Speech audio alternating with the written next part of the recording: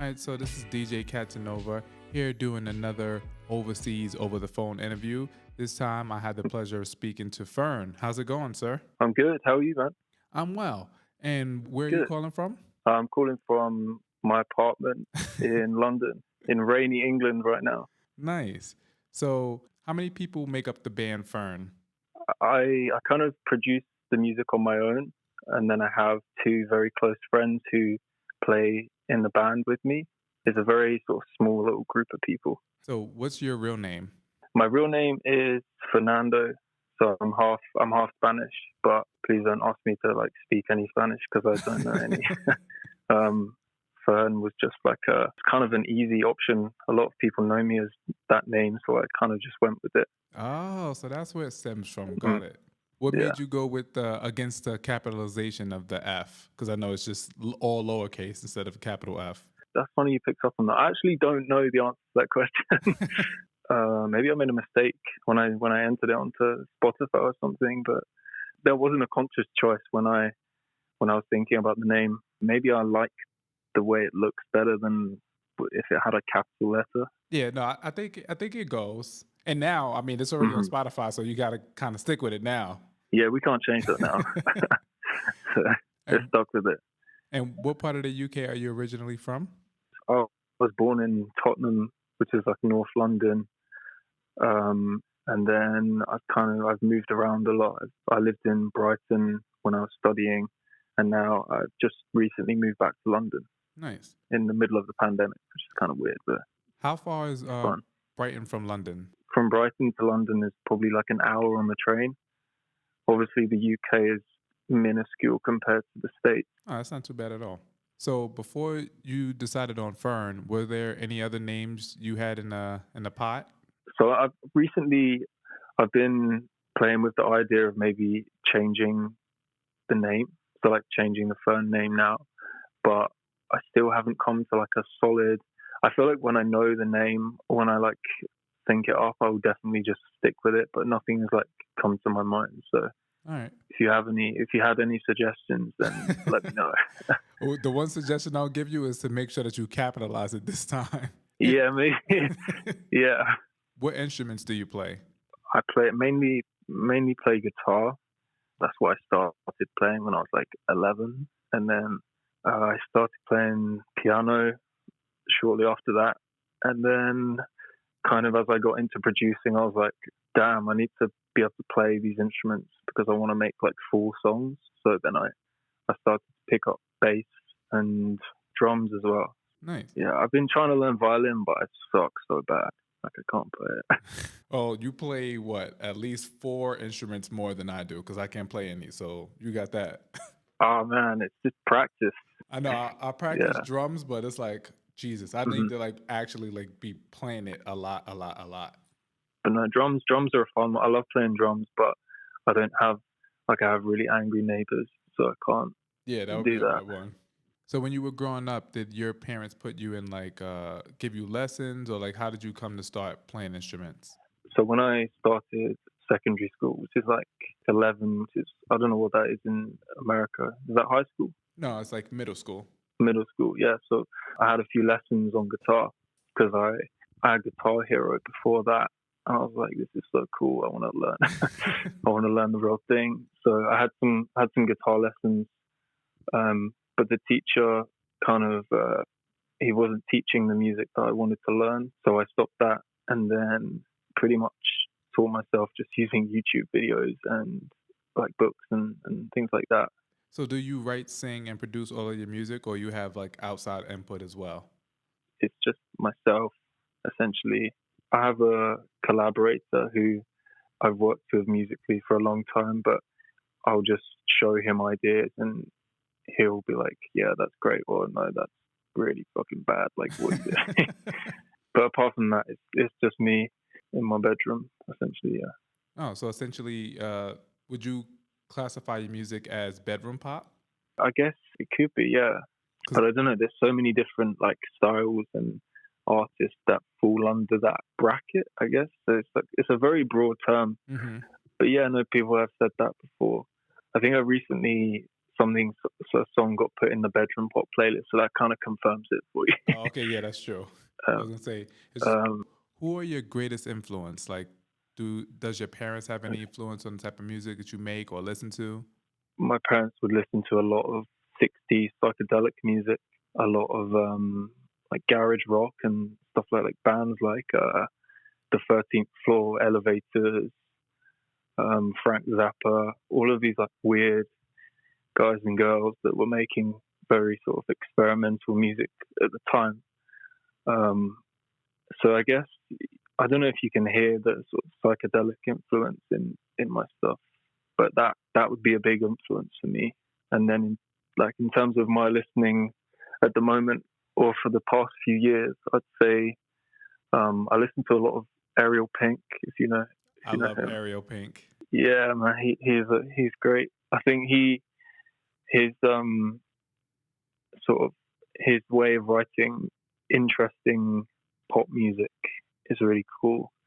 And then I'd probably say the other person I'd draw inspiration from is probably Frank Ocean, Oh, that's a quite good quite one. a bit. Maybe not so much his music, like I wouldn't compare my sound to his, but just the way he thinks and the way he approaches writing is very, very inspirational for me. You're about to release your debut EP. Can you give us a title and about how many tracks can we expect? Um, yeah, I can. I have a working title which is Bones, but that's subject to change because I'm very, very indecisive person. So right now I'm pretty happy with the title, and I think you can expect maybe 6 songs, but at the moment 5 songs. And is Quicksand going to be one of the songs that's on the EP? That's the first single, and Wasting Time as well. And then there's potentially 3 to 4, new songs that will be on it. I just recently got introduced to your music randomly on Spotify, and I'm very impressed. Like the first song I heard was "Are You There," and I was like, "Oh, who is this Thank you. guy?" And I started like listening. So I don't usually go to Spotify recommendations because I like to find music on my own. But I was like, "Oh, let me give it a listen," and I was like, "Oh, this song is like it." It grabbed my attention very quickly, and I was like, "Oh, I gotta look into this guy's tracks." And I started listening to everything, and I was like, "You know what? Let me reach out to this guy and see what he's about." Damn, yeah, thank you. I find it weird how people discover things through Spotify. It's crazy. I'm really glad you like the music as well. Thank you.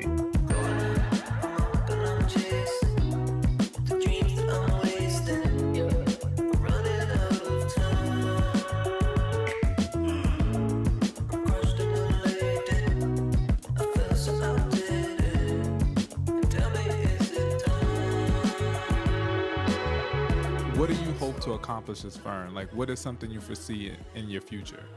At the moment, I'm just having a lot of fun. There's a bunch of people I want to work with long term. But I guess my goal from the start has always been to like write albums, like actually write something with a real concept and like have a body of work that tells a really good story. That's my big goal. And if someone that's not familiar with your music were to ask you what kind of genre do you make, what would your response be? And or what artists would you associate your sound with the most? Genre wise, I would let someone else decide that because I tend to flick between different ones. I like to experiment with different genres and sort of put them into one song, but in my own style. And did you say who would I compare my sound to Yeah, in like terms of other artists? yeah, like if somebody was like, "All right, your music sounds similar to," who would be the first artist that pops Hmm. in your head? I've had someone say Twin Peaks before, and then I had someone say Tame Impala. I had someone say Donna Summer once, Donna which was a Summer. real shocker. Yeah, that was that was like a real shocker. I mean, I was impressed. I took it as a compliment. So, Twin Peaks, I could definitely see Twin Peaks with some sound of Tame Impala, like you said, the psychedelic kind of yeah, rocking that. hmm I could definitely see that. maybe some Ariel Pink as well. I Yeah, guess. yeah. His songs are Um, so across the spectrum, so very much so. yeah, I could definitely see that. So off the top of my head, I'm trying to think what's the name of the other song. They sound kind of similar. 4 a.m. Breakfast Club and 5 a.m. at the Moxie. they come as a pair. They're like a little Story, those two. So what's the story behind it? You got to let us know. 4 a.m. was recorded in my last apartment, and I was like dying of flu. I had like the worst flu in the world, and I just wanted to write something kind of soothing. And 5 a.m. at the Moxie was a song I wrote in New York about it was about spending a night in a hotel called the Moxie. It was about a pretty eventful night at the Moxie that I had that I probably can't delve too much into. Around that time, I was thinking of doing an EP of that kind of stuff that I was putting out, and then I thought they worked as two songs together. So then I left it as it is. Your song Quicksand, you sing about running out of time and someone not believing in your dreams that will come true. Yeah. Were there truth to this song, or were you speaking about someone in particular? Yeah, there's truth to that. I wasn't speaking about anyone specific, but I guess it was just a combination of feelings over time that I'd received, or when you get to like a certain point in your life and people are like kind of expecting you to maybe have a stable job or do something that they think is worth your time, rather than making songs. And I wanted to sort of encapsulate that. I thought maybe it was like you singing to your mom, like your mom was like, "You're making too much noise in the room." And you're like, "No, Mom, this is what I want to do." No, my mom's so good. She's very supportive. Shout out my mom. That's good to know. Yeah. Who are the top 3 artists you're listening to right now? As mentioned, Ariel Pink, Frank Ocean a lot, and there's a guy in the UK. I'm not sure if he lives in the UK or if he lives in the States, but Vegan. He's like a electronic producer who makes some really good stuff. He's got an album out called Only Diamonds Cut Diamonds, which is real good if you want to check it out. Yeah, I'm always about recommendations, so I would definitely check it out. I feel like you'd really like that. All right, what's his name again? Vegan. It's spelled VEGYN. I think I did hear about him. I think the other day when I found their music, I was doing like a whole deep dive of Spotify artists, and he was one of the people that I came across. Yeah, he's real good. He's I wouldn't say he's an influence, but it's definitely someone I listen to a lot. So with COVID putting everything on hold and artists not being able to perform at shows, if you had the opportunity to do so right now, if you could go anywhere in the world, what city would you want to go and perform in? I'd love to go back to New York because I didn't get a chance to fully explore it last time. I was there for a week, but it's obviously massive. So I'd love to go back and play. There's a venue. Is it Baby's Alright? It's like a nice. Oh yeah, I actually kind of medium-sized venue. I was there in December. I don't know if you are familiar with Kel Rocks, but I seen her perform at Baby's Alright this past December. It was dope. Oh, cool. Yeah, I love that. I love that venue. I went to a show there last year, but we played a show in Brooklyn, and then I went to see my friend Temperex perform at Baby's Alright. That was really good. Oh, Temperex! I know Temperex. Yeah, he was performing there last year. Just by chance, I was out there as well, and I managed to catch him, which was really good. So when you drop your new EP, is it going to be available only on streaming platforms, or are you thinking of putting it out on like CD, cassette, and vinyl? I would love to do a physical release.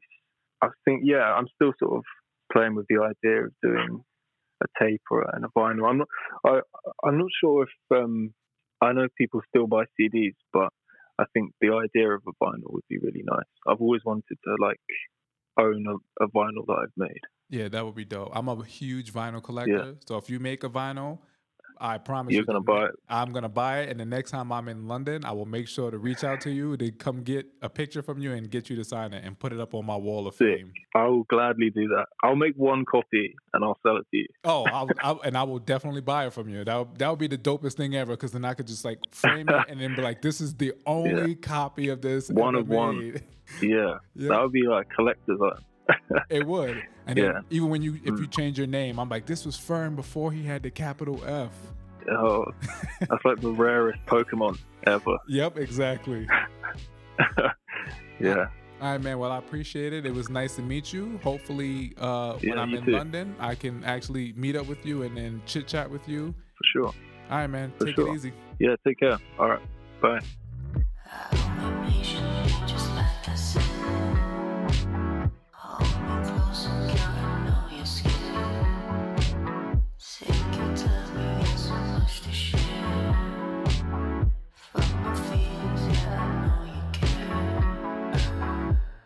This interview was edited by Steve Francis of Stush Music. Be sure to follow me on all your social media platforms at DJ Catsanova for new music, a playlist every Friday, and shows happening in the Bay Area. Stay cool, cats and kittens.